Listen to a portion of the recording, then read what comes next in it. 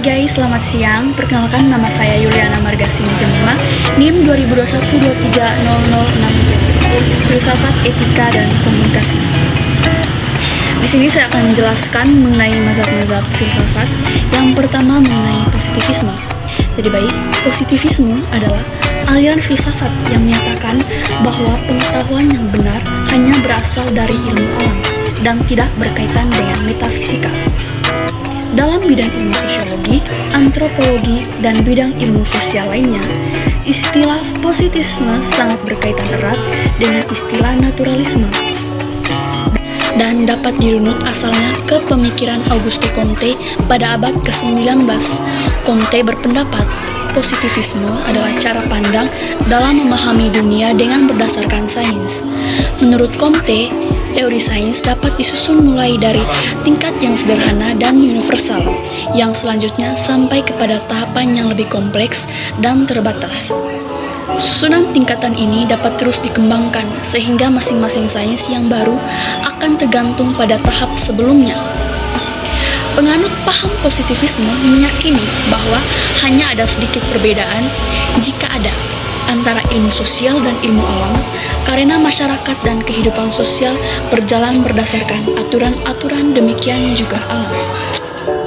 Positivisme secara etimologi berasal dari kata positive, yang dalam bahasa filsafat bermakna sebagai suatu peristiwa yang benar-benar terjadi, yang dapat dialami sebagai suatu realitas. Ini berarti yang disebut sebagai positivisme bertentangan dengan sesuatu yang hanya ada di dalam angan-angan atau impian, atau terdiri dari sesuatu yang hanya merupakan konstruksi atas kreasi kemampuan untuk berpikir dari akal manusia.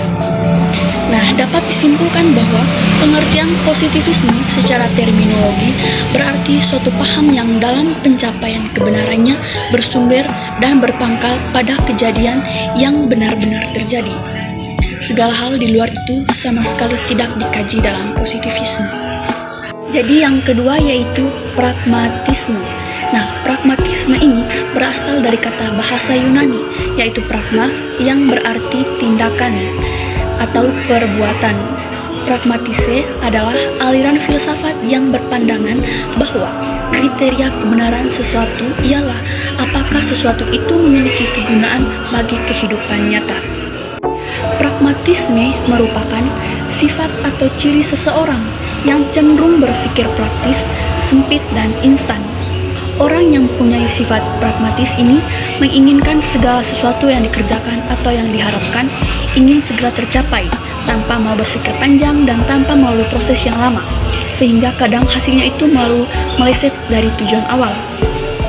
Biasanya sifat ini identik dengan orang-orang yang kurang penyabar dan ambisius. Orang yang ambisius ini selalu melakukan sesuatu atau melakukan perubahan secara cepat.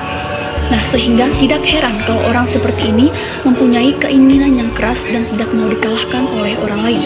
Tapi, sifat ambisius ini cenderung bersifat ke hal yang negatif. Mereka melakukan segala macam cara untuk mencapai keinginannya. Yang ketiga yaitu fenomenologi.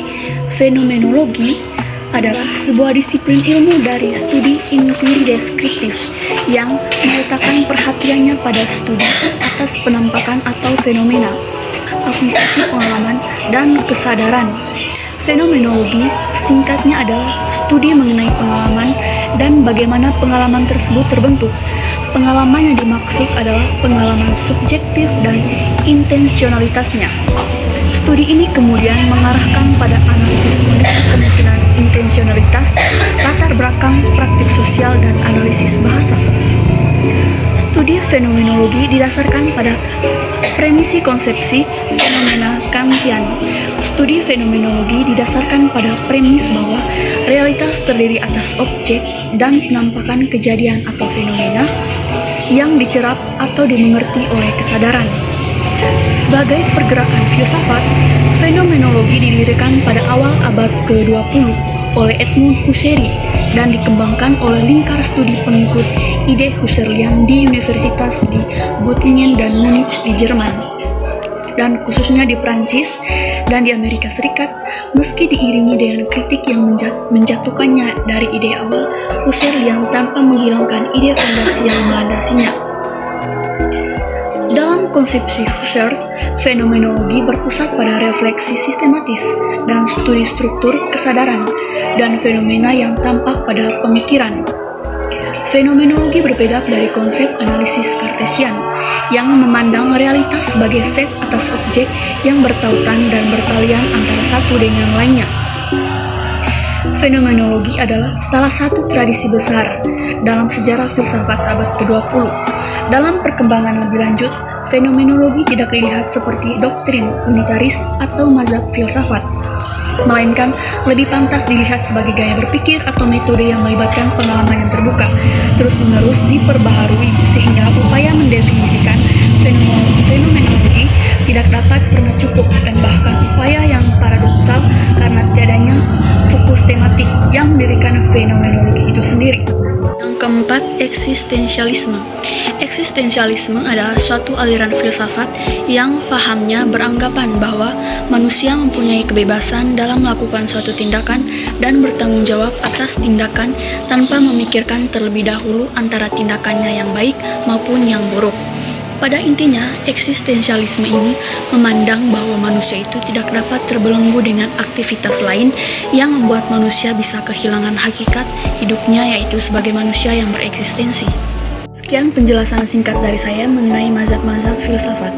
Sekian dan terima kasih. Bye-bye.